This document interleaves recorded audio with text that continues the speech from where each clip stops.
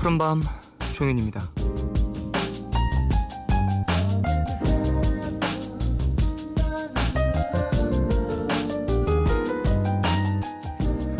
영국에서 커피로 달리는 자동차를 발명했다고 하던데요. 원두에 열을 가할 때 발생하는 가스를 이용해서 차를 달리게 하는 거래요. 애칭이 카푸치노라고 하는데 1.6km를 주행하려면 에스프레소 56잔이 필요하고요. 원두가 타면서 생기는 그을림 때문에 계속 필터를 갈아줘야 하는 불편함도 있다고 하네요.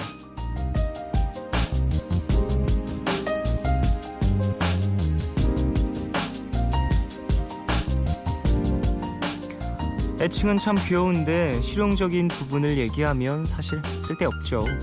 근데요, 커피로 차를 달리게 한다. 남들은 전혀 상상도 할 수 없는 그 엉뚱함이 꽤 매력적이긴 한 것 같아요. 그런 발상은 사실 아무나 못하잖아요.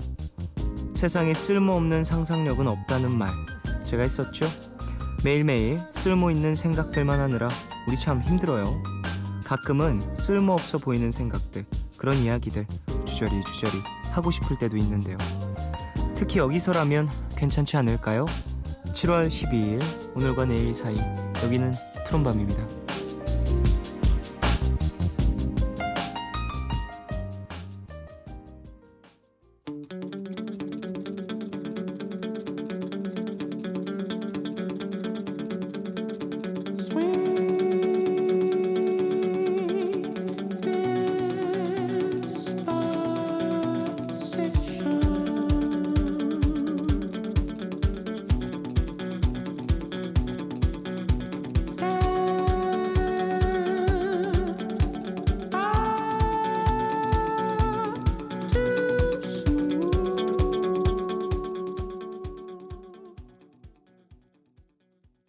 (7월 12일) 일요일 첫 곡으로 들으신 곡은요, 더 템퍼 트랩의 Sweet Disposition 이었습니다. 기타가 드럼 소리가 좀 시원하게 척척척 비트와 맞아 떨어지는 느낌 듭니다. 자, 카푸치노에 대한 이야기를 해봤어요. 귀여운 애칭이죠, 카푸치노.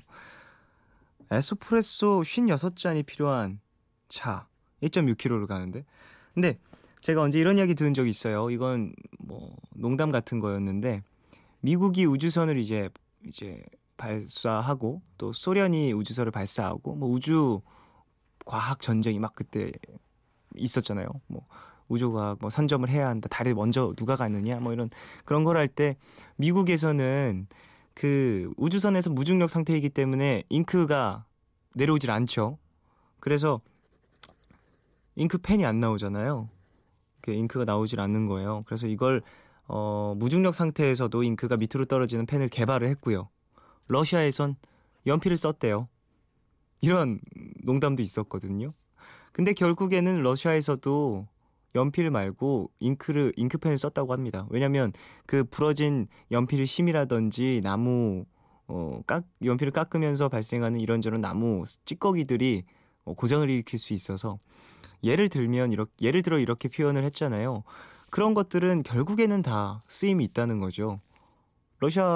소련에서는 그냥 연필을 썼지만, 편안하게 있었던 걸 썼지만, 미국은 새로운 걸 발명했고, 새로운 걸 발명한 걸 결국엔 누군가 따라가게 되고, 뭐 그런 것들이 이 카푸치노와도 뭐 붙일 수 있는 부분이 되지 않을까 싶은데요. 나중에 뭐 정말로 진짜 뭐 연료가 많이 떨어지고 하면 커피가 우리의 에너지원이 될지 누가 압니까? 이게 지금은 56잔이지만 이게 줄어들 수도 있고, 뭐 필터가 필요한 상태지만 그게 없어져서 좀 편안하게 사용할 수 있을 수도 있고, 그건 모르는 거니까요. 시작은 원래 다 이렇게 좀 미미한 법이죠. 자, 미드나잇 스포일러 오늘 함께하는 날입니다. 영화 전문 기자 신기주 기자님 함께 하시고요. 오늘은 특별히 사랑 영화로 준비를 해주셨다고 합니다. 무슨 바람일까요? 기대 많이 해주십시오. 90s but goodies에서는 여러분의 90년대 신청곡 기다리고 있습니다. 짧은 건 50원, 긴 문자와 사진 첨부 문자 100원이 추가되는 샵 8000번으로 사연 보내주시고요. 무료인 미니 어플 카카오톡 메신저로도 참여 가능합니다. 푸른밤에서 준비한 선물 소개해드릴게요. 닭가슴살 소세지와 스테이크, 자동차 방향제, 미용크림 준비되어 있고요. 샤이니 CD, 정엽 CD, 엑소 CD 총 50장 다 사인 CD로 준비를 했습니다. 많은 참여 부탁드릴게요. 푸른밤은 인터파크 투어, 정화예술대학교, 미래앤올리드, 부영주택, 다우닝산업, 광동제약, 직방, 윈가드, 생상, 애땅, 지제센토피아, 삼성 디지털 프라자, 메르세데스 벤츠 코리아, 세종웰메이드, 뉴트리라이트, 포르쉐, 켈포스, 호반건설, 한양, 로얄팰리스, 대신증권, 쉐보레, 한국암웨이, 기아자동차, 롯데관광과 함께합니다.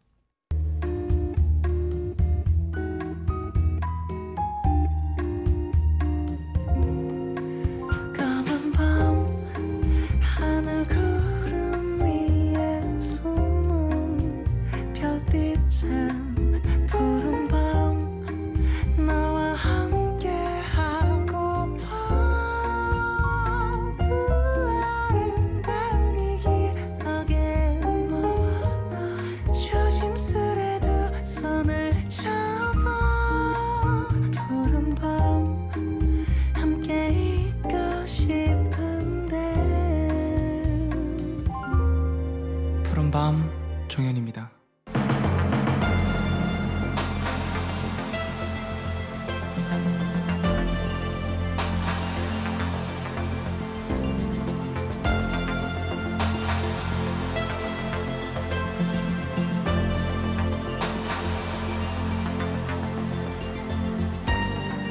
시간이 아무리 흘러도 그때 그 시절의 감성이 그리워질 때가 있죠.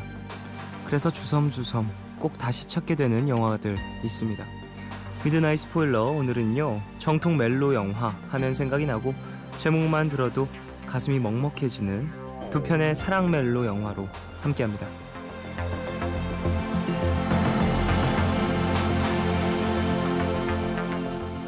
아니, 이분은 원래 사랑 따위 영화는 소개를 잘 안 하시는데 말입니다. 오늘 무슨 바람이 불었는지 특별히 준비를 해주셨어요.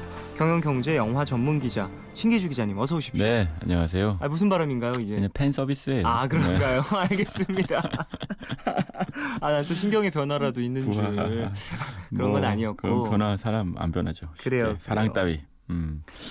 그 로맨스 영화라고 하면은 어떤 분들은 물론 영국판 로맨스 영화들도 많이 있고요. 러브 액츄얼리 같은 그런 것들. 따위의 영화들이 그 녀석들 있죠. 네. 뭐였죠? 노팅힐. 그래 언더. 네, 그런 거.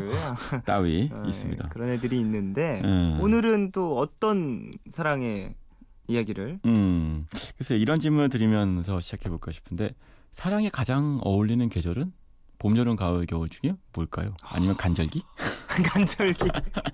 아니, 기자님은 언제라고 생각하세요? 보통 사람들은 이제 사랑의 따위, 러브 액츄얼 따위 이런 걸 하면 다 겨울 얘기하잖아요. 크리스마스, 따뜻하고 또 혹은 봄 이제 새싹이 피어나는 난다. 그런데 사실 전 여름 같아요. 여름. 네. 왜죠?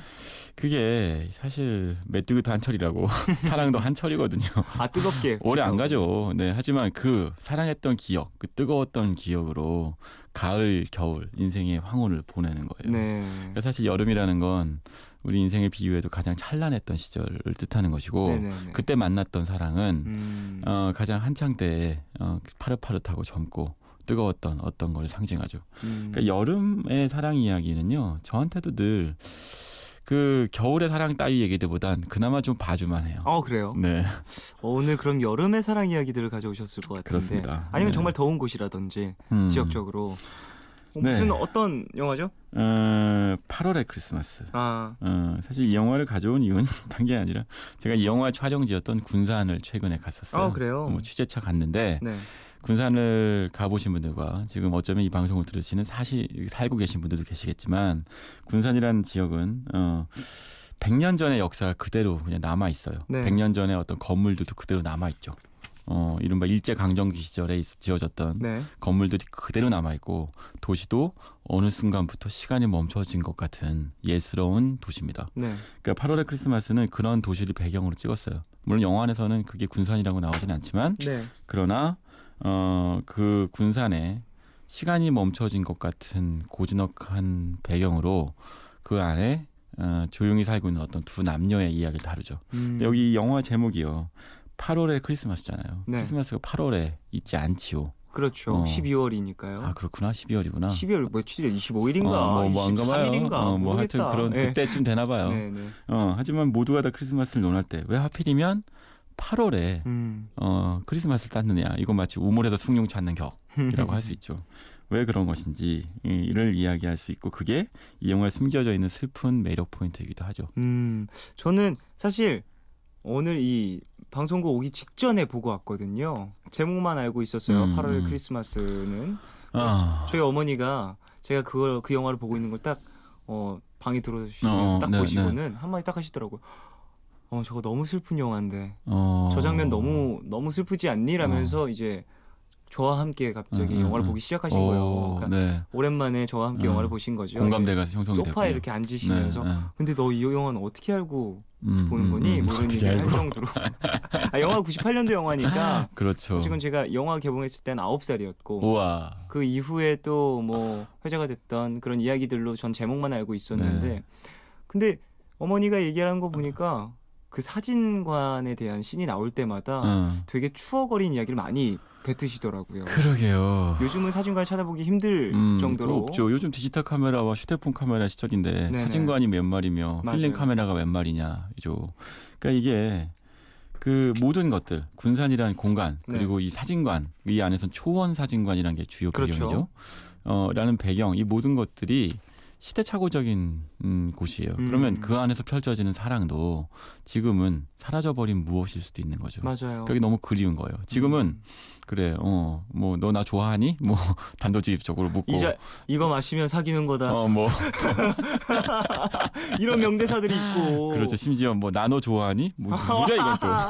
우와, 왜 자기 감정을 왜 자기가 모르죠? 그러게 말이에요. 정말 이해할 수 없습니다. 학교에서 배우고 오라고요. 그러게 말이에요. 그런 얘기를 하는 시절에 이제 그 사라졌던 하지만 어쩌면 그렇기 때문에 더 아련하고 이게 진짜가 아니었을까라는 생각이 들게 만드는 사랑 이야기인 거죠.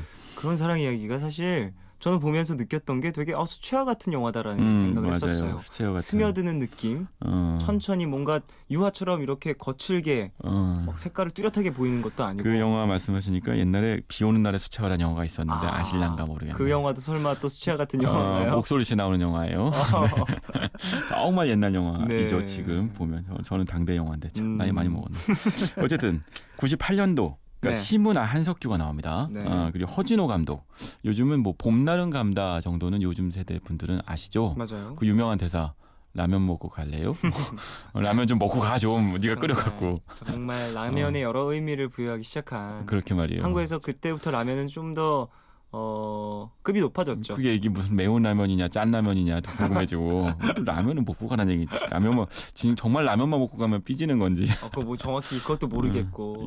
여전히 이 봄날은 간다는 여전히 이영애 유지태 씨 나온 영화로 맞아요. 사랑 영화의 교본이죠. 그리고 이제 그 봄날은 간다, 사랑은 끝난다 이런 것들을 보여주는데 8월의 크리스마스는 그 영화를 만든 허진호 감독의 데뷔작이고요. 시문아 씨의 영화 데뷔작이에요. 그 당시에 심은하라는 배우 아세요? 심은하 씨 알죠. 아시죠? 너무 알죠. 한석규 씨. 한석규 씨가 이제 90년대에는 가장 흥행 카드였어요. 지금도 연기 잘하고 흥행 카드긴 합니다만 당시에는 글쎄요. 지금으로 비하면 송강호 씨 같은 정도의 흥행 메이커였고 한석규 심은하만으로도 굉장히 이제 흥행에 몰입을 할 수 있는 요소를 갖췄었죠. 근데 이제 그리고 거기에 신구 선생님이 이제 아버지로 아버지 한석규 씨 아버지로 나옵니다. 그래서 이제 얘기를 해드리면 한석규 씨는 이 영화 안에서 정원이라고 하는 인물이에요. 근데 노총각이에요. 그리고 혼자서 이제 아버지를 모시면서 변두리에서 사진관을 경영해요. 그 사진관 이름이 초원 사진관인데, 근데 이 한석규 씨한테는 비밀이 하나 있어요. 불치병을 앓고 있어요. 죽어갑니다. 근데 영화를 보신 분들은 아시겠지만 도대체 이 사람이 무슨 병을 앓고 있는지 끝까지 나오지 않아요. 그건 중요하지 않다는 거죠. 그냥 이 사람은 살지 못해요. 8월의 크리스마스. 이 사람은 8월에 여름에 크리스마스를 보지 못할 운명인 거죠. 그런데 그 사진관에 그 다림이라는 여자가 자주 찾아와요. 이게 심은하 씨죠. 근데 심은하 씨는 주차 단속 요원이에요. 근데 요즘은 주차 단속을 뭐 당연히 디지털 카메라로 찍겠지만 당시엔 필름 카메라로 찍고 그 주차 단속했던 그 사진을 사진관에 맡겨서 현상을 맡겨야 되는 거예요. 네. 둘의 인연이 그렇게 이어지는 거죠. 당연히 자주 볼 수밖에 없네요. 참. 아이고 이런 인연이라니. 네, 맞아요. 근데 그런 여자가 오는데 심은하라니. 맞아요. 아유. 참 이웃집 여자, 그냥 흔한 여자. 노래를 왜 했는지 모르겠습니다. 사진이 현상했어야 되는데 말이죠. 참. 네, 그래서 네 그런데. 둘 사이에는 어떤 교감이 있어요. 하지만 네. 그 교감이 뚜렷하게 드러나지 않죠. 그냥 사진을 맡기고 필름을 현상에 주면서 조금씩 서로를 알아가는 것인데 문제는 이 다림 심은하 씨는 이제 막 파릇파릇 인생을 알기 시작하는 21살. 그리고 이 정원, 이 노총각은 이제 인생을 정리해야 되는 거예요. 또 심지어 더 슬프게도 피워보지도 못했죠. 네. 결혼을 해본 것도 아니고 뭐 대단한 연애를 해본 것도 아닌데 이제 인생을 정리해야 되는 거예요. 덤덤하게. 근데 뒤늦게 사랑하고 싶은 여자가 찾아와요. 이럴 때 어떻게 해야 될까요? 요즘이라면 그래 나 곧 죽는데 그러니까 한번 뜨겁게 사랑해 봅시다. 뭐 같은 단도직입적인 감정도 가능하죠. 근데 물론이죠. 이 영화 안에서는 어떻게 하느냐 그냥 바라봐요. 그냥 바라보고 둘이 같이 뭐 비를 맞기도 하고 같이 아이스크림을 먹기도 하고 하면서 이제 서로 감정을 조금씩 알아가는데 그때 정원이라는 남자가 이 다림이라는 여자의 인생에 대한 배려를 하는 거죠. 어쨌든 이 여자한테는 첫사랑이잖아요. 그렇죠. 하지만 이 남자한테는 마지막 사랑이겠죠. 네. 근데 그러면 그래서 이 여자한테 내가 널 사랑하니까 사귀어보자라고 얘기할 것이냐. 그게 아니라 이 여자의 기억 속에 어떻게 남을지를 고민하게 되는 거죠. 그게 초원사진관의 사진으로 남는 것, 사진의 의미라고 이어져요. 우리 지나고 보면요. 역사 속에 나오는 사진들이요. 네. 언제 어떻게 찍혔는지 모르는 사진들도 많아요. 저는 군산에 갔는데요. 네. 100년 전에 일제강점기 시절에 거기 지어졌던 뭐 군산 세관이니 군산 뭐의 은행이니 이런 게 있습니다. 당시 군산은요.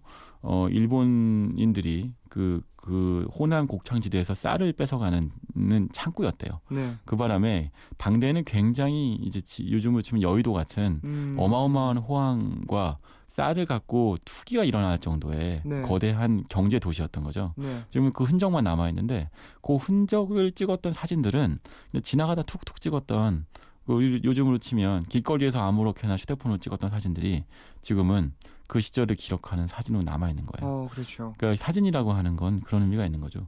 사람들이 어떻게 기억될지 모르겠지만 그 기억의 잔상들을 필름 인화지에 남겨놓고 영원히 기억되는 거죠. 그러니까 한석규 씨는 심은하 씨한테의 마음에, 그러니까 다림이라는 여자의 마음속에 그런 존재로 남고 싶었던 거예요. 그래서 자신의 병명도 알려주지 않고 또 자기가 죽어간다는 이야기도 하지 않고 다만 추억으로 남는 거죠.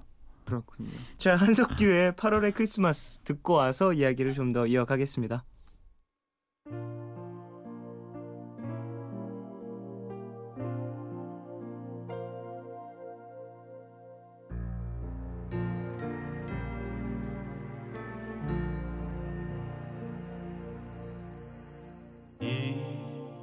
이제 너를 남겨두고 나 떠나야 해.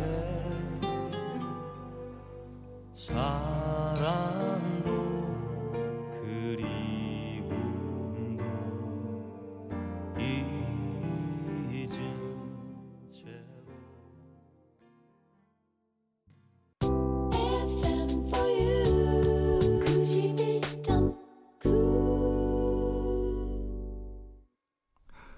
한석규의 8월의 크리스마스 들으시고 광고까지 듣고 오셨습니다. 신기주 기자님과 함께 영화 이야기하고 있어요. 8월의 크리스마스 얘기하고 있습니다. 자, 뭐 전체적인 스토리 얘기도 좀 해봤고요. 네.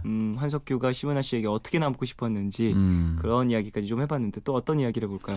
일단 네. 그 감동 얘기를 하죠. 네. 허진호, 봄날은 간다로 유명하고 네. 또 행복, 외출, 뭐 호우 시절 뭐 이런 식의 사랑 이야기들, 멜로 영화를 잘 찍는 감독인데 네.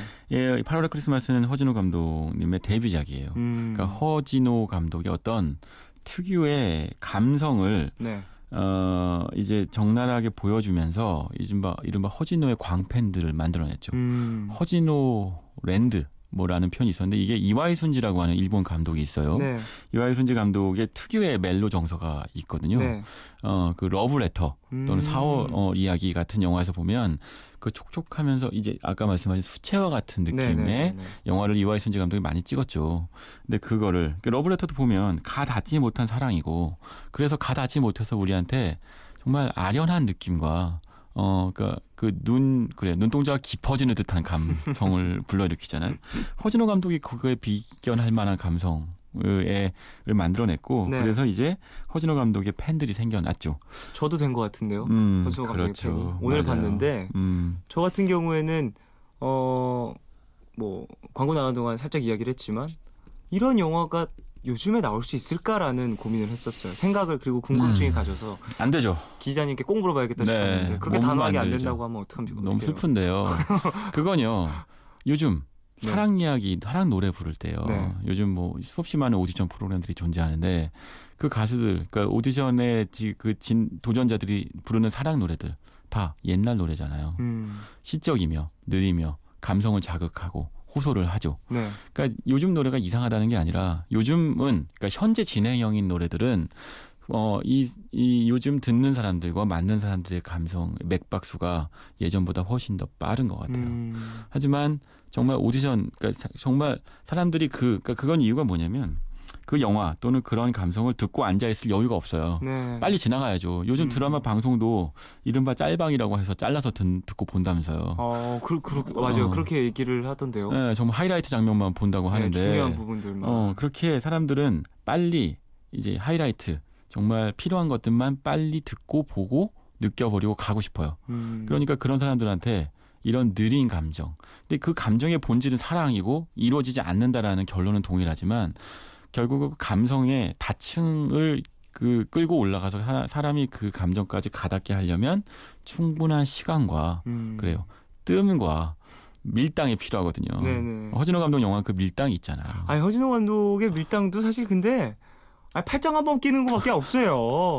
팔짱 한번 끼고 아이스크림 나눠 먹고 그리고 저는 심은하 씨 이렇게 뭔가 요즘 영화처럼 격전적인 뭔가 사랑의 표현이 없어도 되게 사람을 두근두근하게 만들 수 있겠구나라는 걸 느꼈던 건 심은하 씨가 자세를 3번 바꾸는 게 나오거든요. 이게 아이스크림을 먹으면서 네. 옆에 앉아 있다가 한 번 조금 다가갔다가 한성규 씨를 바라봤다가 그리고 또 다시 앞을 보는데 야, 맞아요. 보면서 조금씩 더 한석규 씨한테 다가간단 말이에요. 그게 얼마나 두근대던지 그 이후에 손을 잡거나 그렇지도 않아요. 그냥 또 컷이 넘어가는데 이런 천천한 사랑도 모두가 겪었던 두근거림일 거 아닙니까? 결국은 이 8월의 크리스마스는 어찌 보면 요즘은 10분 만에 할 얘기를 2시간 동안 하는 거거든요. 맞아요. 그 2시간 동안 하는 이야기 사이에 지금 정확하게 지적하셨는데 그 다가가는 한 땀 한 땀에 한 동작이 있는 거예요. 네. 그 동작을 가만히 보고 있으면 그 감정에 빨려들죠. 관객들이 이런 감정을 못 느낄 줄 모르는 게 아니에요. 종현 씨처럼 그걸 느낄 줄 아는데 감히 그거에 도전할 용기가 없는 거죠. 그랬다가 이 영화 너무 예스럽고 지루해라는 얘기를 들을까 봐. 그런데 그러니까 결국 요즘 관객들도 옛날 영화 찾아보며 그 감성을 그리워하게 되는 거죠. 그렇군요. 8월의 크리스마스는 그래서 다시 한번 볼만한 영화이기도 한 거예요. 그럼 노래 한 곡 듣고 와서 이야기를 더 이어가 보죠. 노래는요. 일기예보의 그대만 있다면 듣고 오겠습니다.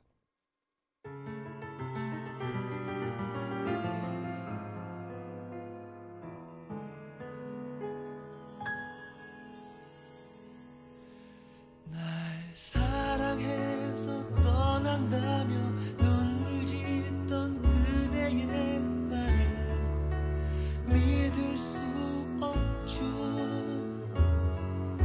하지만 나의 전부였던 그대가 힘들어하기에 노래 듣고 오셨고요. 자, 신기주 기자님과 함께 8월의 크리스마스 이야기 나누고 있습니다. 네. 이 영화에서 뭐 또 기자님이 꼭 이런 이야기는 해보고 싶다 하는 부분 있을까요? 그 영화 제일 마지막에 네. 결국은 이제 한석규 씨가 세상을 떠난 걸로 추정되는 네. 8월의 크리스마스였는데 이제 크리스마스가 왔어요. 네. 이제 한석규 씨는 8월 여름에 크리스마스가 못 볼 운명이었으니 이제 더 이상 등장하지 않고 네. 그리고 심은하 씨가 어느 날 이제 초원 사진관을 찾아오죠. 그러니까 이제 예전에 창문을 돌로 깨고 도망갔으니 항상 그런 거 있잖아요. 범인은 항상 범죄 현장에 다시 나타난다고. 유리가 다시 자리 잡았나? 그렇지. 다시 나타나죠. 근데 거기서 이제 지금도 군산의 초원 사진관에 가면 그 장면에 쓰였던 심은하 씨의 사진이 있는데 네. 심은하 씨의 사진을 그러니까 그 사진관에 전시된 것을 심은하 씨가 발견하죠. 네. 그러니까 근데 이때 저는 아직 그 장면에서 심은하 씨의 옷차림과 그 화장 이런 것들이 너무 인상이 깊어요. 그러니까 그 이전 한석규 씨하고 아이스크림 먹던 시절에 앳된 소녀가 아니에요. 그죠. 이제는 여자가 되었어요. 성인이 되었어요. 그래서 그런 모습으로. 근데 그 패션과 디자인이요. 네. 제가 대학교 다닐 때 여자 애들, 이 대학생들, 여자 친구들의 복장이에요. 그러니까 그래요? 1학년 때 청바지 입고 다니던 친구들이 2학년, 3학년이 되면서 이제 부츠에 굽에 이제 화장하고 긴 머리에 이제 점점 이렇게 되어서 3, 4학년 때면 이제 이제 정말 얘네가 1학년 때 만났던 걔네인가 싶을 정도로 변모하는데 네. 그게 이제 심은하 씨한테 나와요. 어린애였다가 1학년 때 네. 3학년 정도 된 모습으로 나오거든요. 네. 그게 저한테 너무나 인상이 깊었고 그리고 그 당시에 이제 겨울 장면인데 겨울 장면에 눈이 제대로 안 와서 그 당시에 소금과 보통 겨울 장면에 눈이 안 오면 소금하고 뭐 소음 같은 걸로 찍거든요. 네. 근데 그 보면 군산 가면 아직도 그 에피소드가 써 있는데 그 소금을요 나중에 동네 아줌마들이 다 가져가서 김장 담그셨대요. 정말요? 네. 정말 많이 써서. 그렇죠. 근데 이제 그 장면은 그냥 한석규 씨가 세상을 떠났다는 걸 모르지만 그러나 심은하 씨는 그때 배시 웃고 가잖아요. 이제 그 심은하 씨의 이 인생 안에는 한석규는 이루어지지 못한 하지만 내가 이 남자를 사랑했었지라는 첫사랑으로 남아있고 한 10년, 20년 지나면 내가 이 남자를 왜 사랑했었지? 기억도 잘 안 나죠. 나지만 어쨌든 뭔가 아련한 어떤 기억으로 어떤 미화되어서 이데아화가 되어서 남아있겠죠. 그런 것들을 상상하면 이 영화가 사랑이 이루어지지 않았고 한석규 씨는 세상을 떠났지만 이 안에서 이 정원은 그러나 해피엔딩 같다는 착각을 불러일으켜요. 이런 것도 행복할 수 있구나. 인생은 이런 것이 찾을 수 있는 이런 사랑이 이루어져야만 행복이 아니고 또는 우리도 누군가의 첫사랑이었을 수 있잖아요. 그렇죠. 또는 첫사랑 들이었을 수 있겠죠. 종현 씨처럼. 네. 아니 그게 아니라 누군가의 첫사랑으로 남고 되게 오랜 추억할 만한 사람으로 남는다는 건 진짜 축복인 것 같아요. 그렇죠. 네. 맞아요. 그렇기 때문에 또 여기에서 한석규 씨가 역할한 남자도 그런 어떤 어찌 보면 욕심을 부린 건 아닐까 싶기도 하고요. 본인이 또 그렇게 그녀에게 남아서 그녀에게 좀 아름다운 추억도 남겨주고. 만약에 한석규 씨가 자기가 죽었다는 걸 알려준 거나 죽어간다는 걸 얘기했으면 그럼 심은하 씨한테 너무나 큰 상처겠고 슬픈 첫사랑은 영원히 슬픈 기억으로만 남겠죠. 그렇죠. 그런 배려 그게 여운이 남기는 거죠. 네. 네. 자 8월의 크리스마스 이야기 해봤고요. 다음 영화로 넘어가 볼까 하는데요. 네, 이제 허진호 감독이 10년 만에. 네. 이제 허진호 감독은 그 이후에 이제 한국 멜로의 거장 대표적 감독이 되면서 네. 수없이 많은 멜로 영화 찍어요. 봄날은 간다, 라면 먹는 얘기부터 시작해서 행복, 외출, 뭐 이제 거기서 뭐 배용준 씨도 나오고 정말 그 당대의 기라성 같은 멜로의 그 남녀 주인공들은 다 나옵니다. 네. 다 나오다가. 결국은 2009년에 호우 시절을 찍게 돼요. 이때쯤 되면요, 허진호 감독은 이제 그 본인의 감성도 이런 게 있어요. 그 감성을 자꾸 무한히 반복하다 이런 게 이렇게 설명하면 되겠네요. 8월의 크리스마스를 오락하는 만에 보면요, 네. 굉장히 감정이 이제 몽글몽글해지지만 오늘 보고 내일 보고 모레 보고 급히 보면.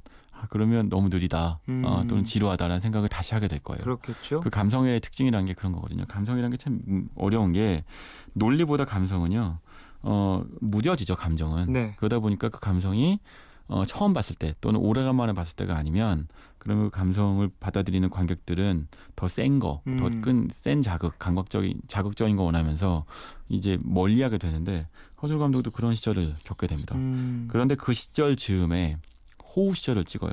그러니까 그 동안까지는 유명 배우들, 당대의 로맨스를 할 수 있는 로맨틱한 남녀 배우는 다 데려다가 영화 찍었는데 그리고 나서 이때 호우 시절에 약간 한 호흡, 그러니까 말하자면 힘을 좀 빼고 이제 다 멜로를 찍게 되는데 이게 의외로 네. 8월의 크리스마스의 감성을 다시 재현해냅니다. 오, 그래요. 그게 호우 시절이에요. 이 영화는 비교적 그래도 최근 영화잖아요. 그렇죠. 네. 99년도. 2009년도. 2009년도. 영화입니다. 정우성 씨 그리고 고원원이라고 하는 참 예쁜 중국 여배우가 나와요. 단발머리가 참 잘 어울리죠. 네네. 이 영화는 원래는 단편으로 가볍게 기획됐던 거였는데, 네. 그런데 결국은 장편으로 만들어졌어요. 그리고 배경은 중국이고, 그러다 보니까 허진호 감독이 어깨에 힘 빼고, 정말 가볍게 만들다 보니까 오히려 또 다른 형태의 감성을 찾아낸 것 같다라는 느낌이었는데요.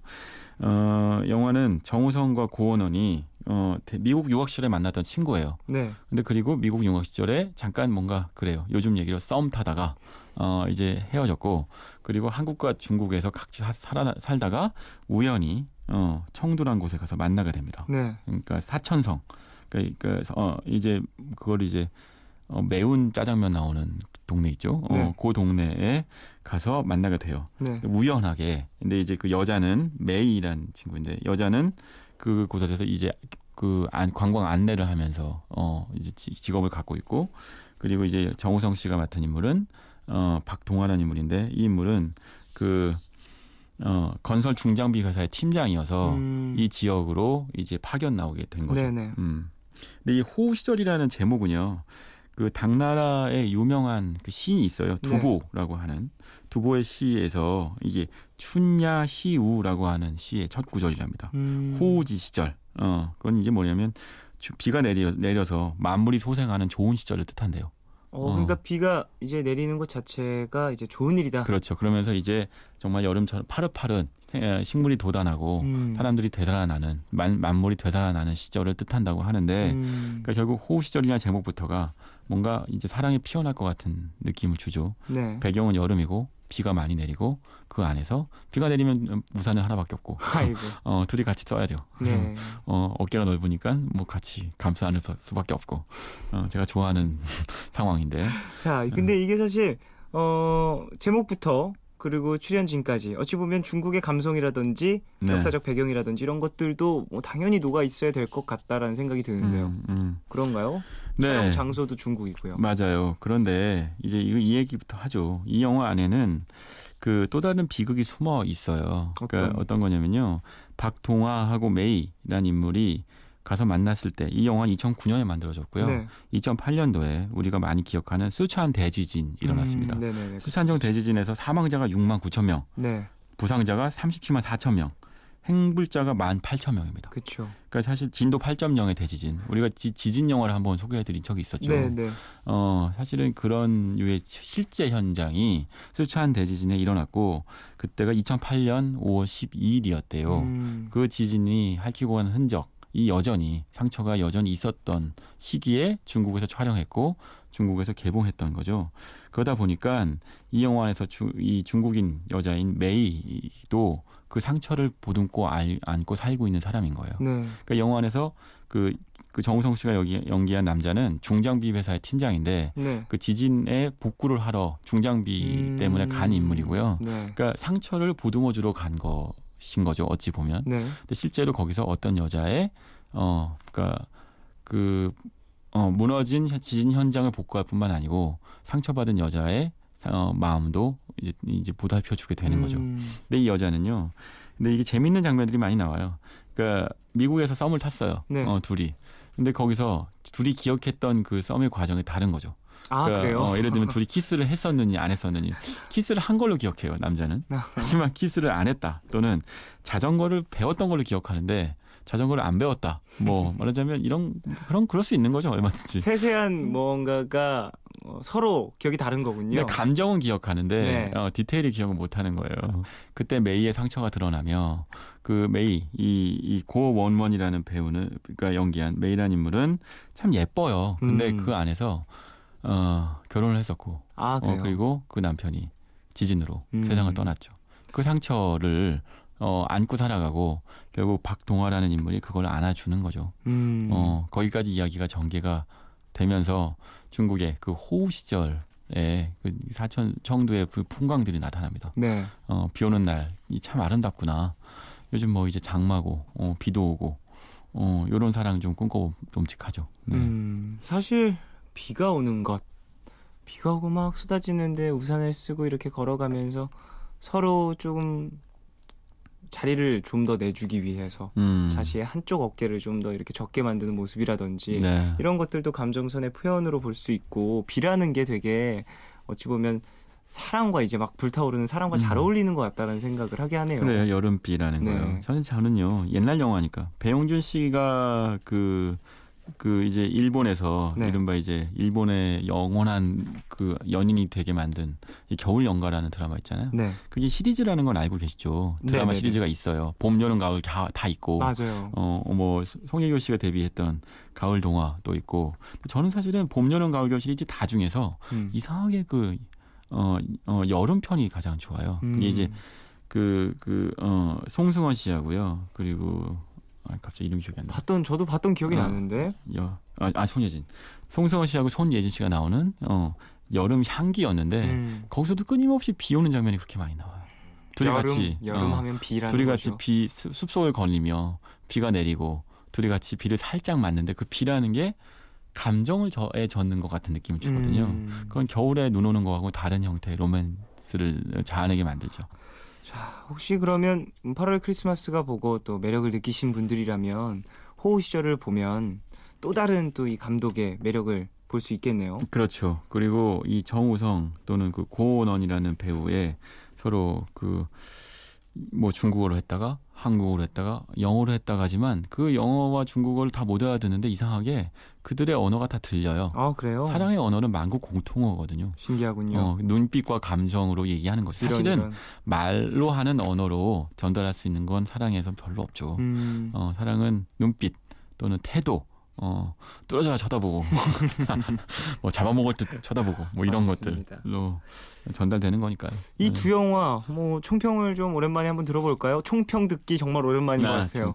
총평 듣기. 그래요. 사랑한다면 이왕이면 여름에만 해보시죠. 지금 한여름이잖아요. 그렇네요. 어떻게 해요? 빨리 사랑하러 가야겠어요. 여름에만 사랑하고 그 사랑이 어디까지 갈지 모르나 한번 젖어볼직한 계절인 것 같아요. 비 오면 그냥 집 밖에 계시지 마시고 일부러 나가서 비도 좀 맞으시고 네. 우산도 좀 빌려 쓰시고 그렇게 인연 만드시길 바랍니다. 우리 가족분들. 자, 오늘 감사했고요. 네. 여기서 저는 2부 마무리하고 3부로 돌아오겠습니다. 신규 지자님은 다음 주에 또 뵙겠습니다. 네. 안녕히 가세요. 광고 들으시고요. 신지아의 우린 이미 끝났는데 듣겠습니다.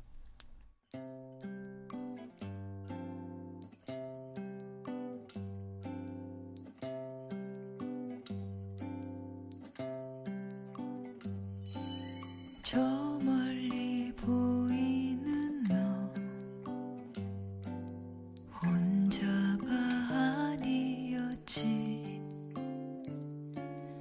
난 너무 깜짝 놀라 숨어버렸어. 그럴 필요 없었는데 네가 날 지나간 오늘과 내일의 애매함 그 경계선 사이 시작과 끝이 만난 시간 작별과 만남의 인사 안녕 또 다른 안녕 매일 하지 널 보면 넌 푸른 밤을 상상하네 널 보면 넌 푸른 밤을 상상하고 들어줄래 네 두기에 내가 속삭여줄게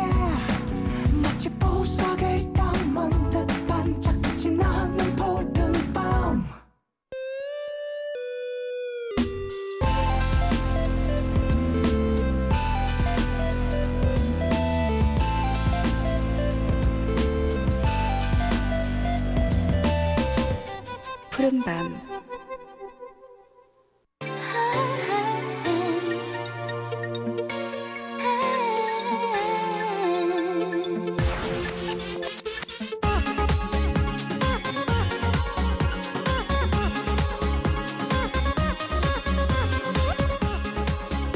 휴대폰 뒷번호 8919님이 이런 문자 보내주셨습니다. 저는 2000년대생이라 90년대 곡들을 잘 모르겠어요. 근데 제 주변엔 추천해줄 만한 사람도 없네요. 저도 알고 싶은데. 그렇다면 지금부터 귀를 쫑긋 기울여 주십시오. 90년대 신청곡을 들고 이 시간을 기다리고 또 기다리신 푸른밤 가족분들. 여기 정말 많이 계시거든요. 푸른밤 가족들이 추천하는 90년대 노래들로 함께 해보겠습니다. 90s but goodies.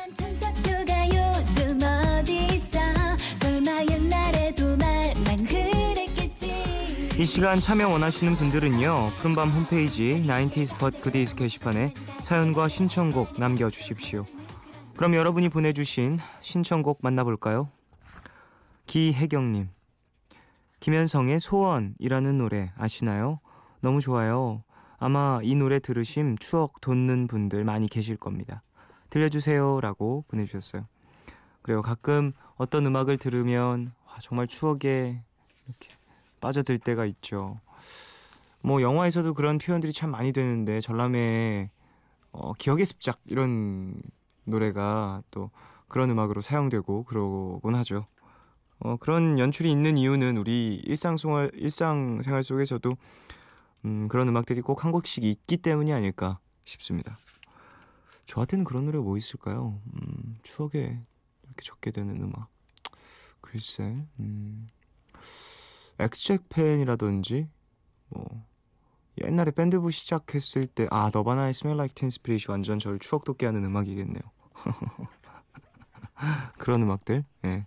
어떤 환경을 다시 한번 상기시켜주는 이거 살아가는 환경 말고 그때 그 환경. 장유진님, 자정이 넘는 지금이 월요일이라는 납득이 가지 않는 오늘. 박미경의 이유 같지 않은 이유 틀어주세요. 오늘이 월요일인 이유 좀 들어봅시다 라고 보내주셨어요. 월요일인 이유는 시간이 흘렀으니요. 어쩔 수 없죠. 주말 이틀을 보냈으니 월요일이 와야죠. 어쩔 수 없습니다. 힘내십시오. 9048님, 하여가, 서태지와 아이들의 하여가 듣고 싶습니다. 듣고 싶어요 라고 절규를.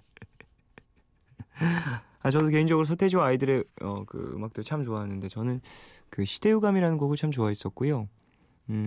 교실 이때야도 되게 좋아했고 이후에 들었죠. 저도 거의 뭐 큰 다음에 다시 한번 찾아 듣고 그랬던 곡들이긴 한데 일단 서태지의 음악은 가사가 너무 좋아서요. 그 시적인 표현들도 많이 나오고 뭔가 시대적인 문제점들을 거론하기도 하고 해서. 근데 되게 재밌는 건 그때 들었던 음악들, 그때 그 시대의 문제점들을 막 되짚는 가사들이 지금 이 시대하고도 맞물리는 경우가 참 많더라고요. 신기했습니다. 그게 되게. 자, 김현성의 소원 그리고 박미경의 이유 같지 않은 이유 두 곡 듣고 올게요.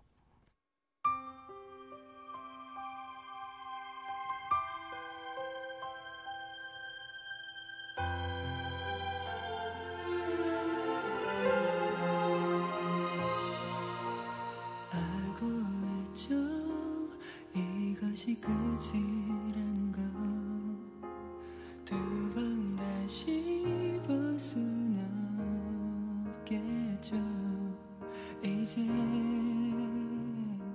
나는 다른 사람과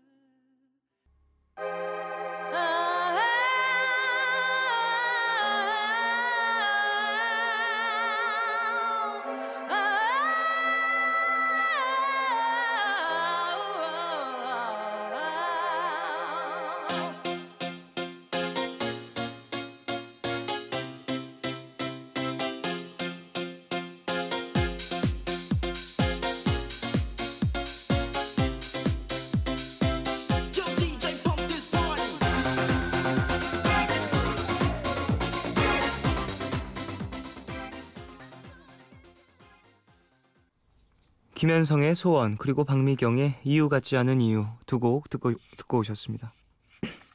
90s but goodies 계속해서 이어갈게요. 허은혜님 맥스웰의 포추네이트 신청해요. 학창시절 플레이리스트에 항상 있던 노래예요. Fistful of Tears라는 곡을 제일 좋아하지만 90년대 곡이 아니므로 패스. 그리고 전에 TV에서 쫑디가 맥스웰 노래 부르는 거 봤어요. 영어 짧다면서 발음도 좋고 노래 엄청 잘하던데요. 여튼 이분 91년생 완전 예쁜 여자 모델과 사귄다던데 역시 다방면으로 능력자이신 분이라고 보내주셨습니다. 맥스웰 여기 맥스웰 장인 한 분 오셨네요. 맥스웰 관련 정보 장인 분이 그래요. 그쵸, 저도 맥스웰 노래 참 좋아하고 많이 듣고 푸른밤에서도 소개를 여러 번 했었는데 저도 개인적으로 너무 좋아해서 커버도 하고 그랬었어요. 아마 This Woman's Work 부르는 거 보신 게 아닌가 싶네요. 네. 그래요. 하지만 영어가 정말 짧다는 거 발음도 좋지 않고요. 네. 맥스웰이 정말 부럽네요. 노래도 너무 잘해서 부럽고요. 91년생 완전 예쁜 모델과 사귀는 것 네, 이것도 부럽네요. 역시 승리자인 것 같아요. 될 사람은 뭘 해도 다 되고 그만큼 또 노력을 무언가를 하겠죠. 91년생을 만나기 위한 어떠한 노력. 전 뭘 해야 할까요? 정현정님, 박지윤의 아무것도 몰라요 신청합니다. 가사를 보면 연애 초기 여자의 감정을 표현한 것 같은데 밀당인가요? 연애를 안 해봐서 노래를 통해 이렇게 간접적으로 느껴보네요. 진짜 연애는 뭐죠? 전 아무것도 몰라요. 아련 열매 매우 많이 섭취라고. 그러게요. 연애라는 거에 정의를 어떻게 내리냐에 따라 또 다른 것 같기도 하고 사람에 따라서 연애를 이렇게 바라보는 관점이라든지 아니면은 하는 스타일들이 참 달라서 연애는 뭐예요? 라고 얘기해주기가 참 쉽지가 않네요. 어려운 것 같습니다. 그리고 저도 사실 연애를 안 한 지 오래돼가지고요. 모르겠습니다. 요즘에는 그러게 연애 저는 일단 집에서 함께 막 요리하고 편하게 TV 보고 영화 보고 뭔가 특별한 걸 하지 않아도 서로 같이 있으면서 시간을 보내는 것, 같이 무언가를 하지 않더라도 같은 공간에 있는 것, 이게 되게 연애인 것 같아요. 제 생각엔. 뭐 나는 책을 읽고 그녀는 음악을 듣고 근데 그게 서로 좀 불편하지 않고 자연스럽게 융화되어 있고 이런 게 좀 연애가 아닐까. 되게 추상적인 말을 내뱉죠. 어디로 놀러 가야 연애예요. 사랑을 해야 연애예요. 그런 게 아니라. 5480님, 독서실에서 공부하는데 갑자기 코피가 막 쏟아지더라고요. 깜짝 놀라서 휴지 들고 화장실에서 지혈하는데 한 아주머니가 화장실에 따라 들어오셔서 괜찮냐며 걱정을 해주셨어요. 공부하느라 힘들었는데 울컥했네요. 패닉의 내 낡은 서랍 속의 바다 신청해요 라고 보내주셨습니다. 아이고, 이게 어떡합니까? 이게 또 피로하다 보니까 코피가 쏟아지는 거죠. 뭔가를 열심히 해서 진짜 코피를 쏟을 정도라니. 저는 사실 그런 적이 많지가 않아서 건강에 걱정이 되네요. 5480님 관리 잘 하시고요. 뭐라도 좀 잘 챙겨 드시고.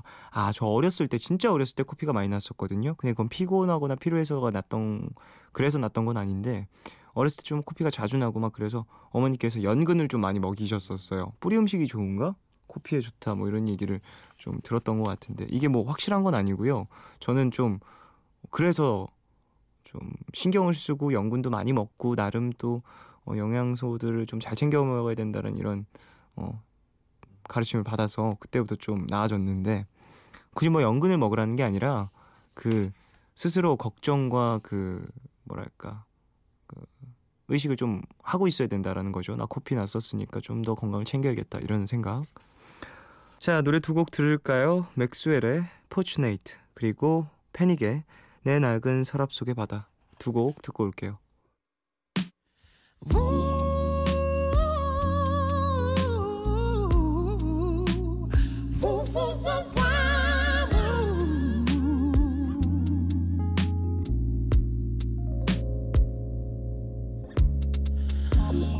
Never seen a sunshine like this. Never seen the moon glow like this. Never seen the waterfalls like this. Never seen the lights off like this. Never dug in.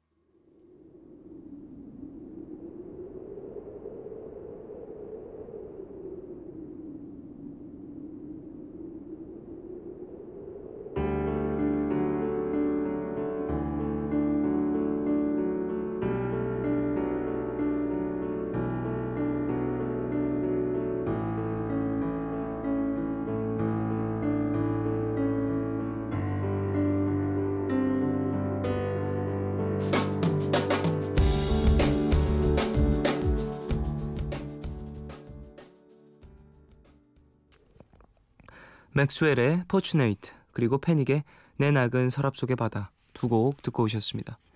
90s but goodies 계속 이어가겠습니다.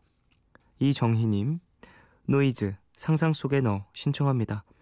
1995년도 노래인데 3집 수록곡이에요. 지금 들어도 촌스러움을 전혀 찾아볼 수 없는 90년대 히트곡이죠.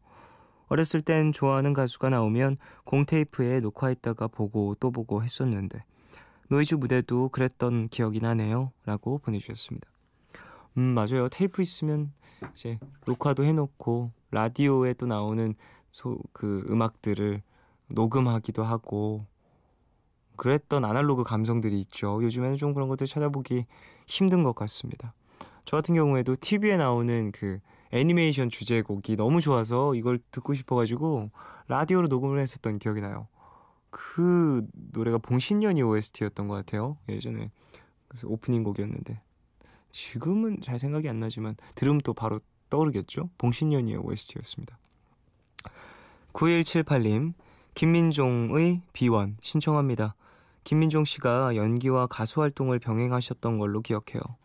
특히나 노래할 때 인상 찡그리고 코를 부여잡을 듯한 포즈로 열창하셨던 모습이 생각이 나네요. 쫑디도 이 노래 들으면 그 모습이 자동적으로 기억난다에 저의 진심 가득 담긴 사랑을 걸겠습니다. 거절은 거절한다. 기억 안 나도 노래는 틀어줘요 라고 보내주셨습니다. 진짜 미안합니다. 제가 김민종 씨가 활동한 모습을 아예 본 적이 없어요. 그냥 모창하면서 이제 모션을 하는 걸 본 적은 있지만 김민종 씨가 정말 그렇게 이즈 김민종 하시면서 하는 걸 본 적이 없어서 또 저희 회사에 또 소속 선배님이시기 때문에 또 이런저런 회식이라든지 그런 자리에서 항상 또 이런 모창이 나옵니다. 보는데 무대를 봤던 기억은 전 아직 없어요. 참 어렸을 때였기 때문에 비원은 나중에 틀어드릴게요. 죄송해요. 이희진님 쫑디 김희선, 류시원 주연이었던 드라마 프로포즈 OST 중에 홍지호의 프로포즈 듣고 싶어요. 당시 김희선 헤어스타일, 헤어핀 등등 엄청 유행했었죠. 한결같은 방부제 미모, 마구 부럽이라고 보내주셨습니다. 그러게 말입니다. 이 프로포즈라는 OST, 그 드라마 저 기억날 것 같아요. 정확히 다 봤던 그런 거 아니고 왠지 이렇게 캡처 화면이라든지 이런 것들을 좀 많이 봤었나 봐요. 프로포즈의 그 폰트가 기억이 나요. 되게 좀 흘려 쓴 듯한. 어쨌든 류시원 씨도 김희선 씨도 당대 최고의 스타였고 지금도 지금 건재하게 계속해서 활동을 하시니까 작품 또 보고 싶네요. 따로따로라도. KT님 이상은의 벽 너무너무너무 듣고 싶습니다. 그래요. 너무 듣고 싶다고 하시니까 틀어드려야죠. 이거 꼭 틀어드리겠습니다. 자, 노이즈의 상상 속의 너 그리고 이상은의 벽 두 곡 듣고 올게요.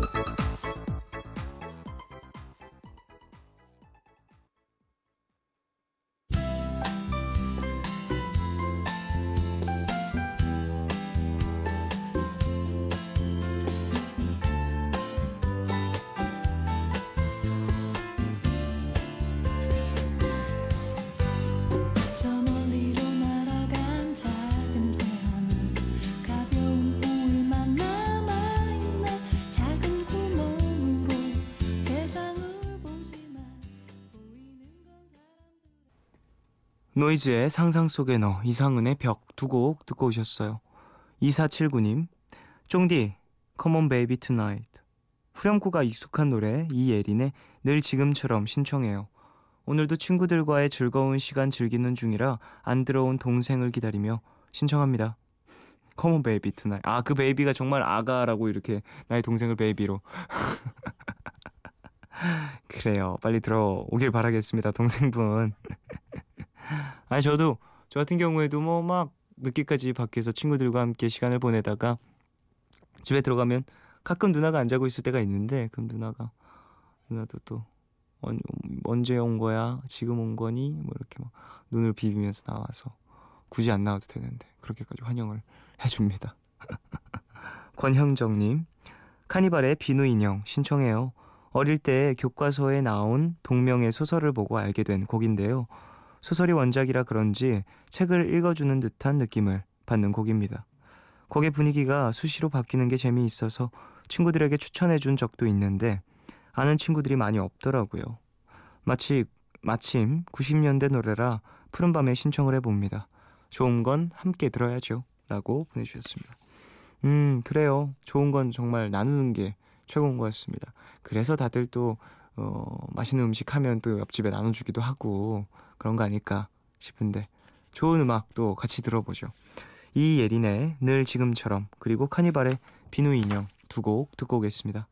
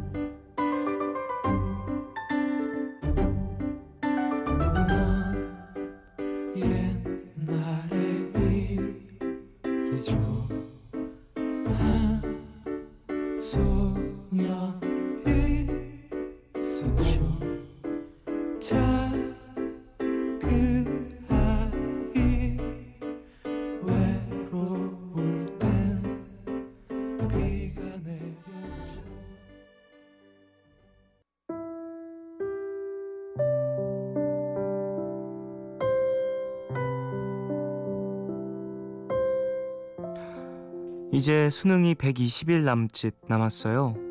친구들은 하나둘씩 자신의 삶을 그려가는데 저만 너무 불확실한 것 같아 우울해요.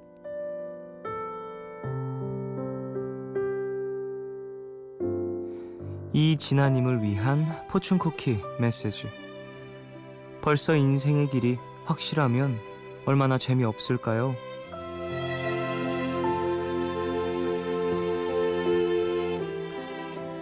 고등학교 시절에는 공부 말고는 다른 길이 잘 보이지 않으니까 늘 불안하고 걱정이 많을 수 있습니다.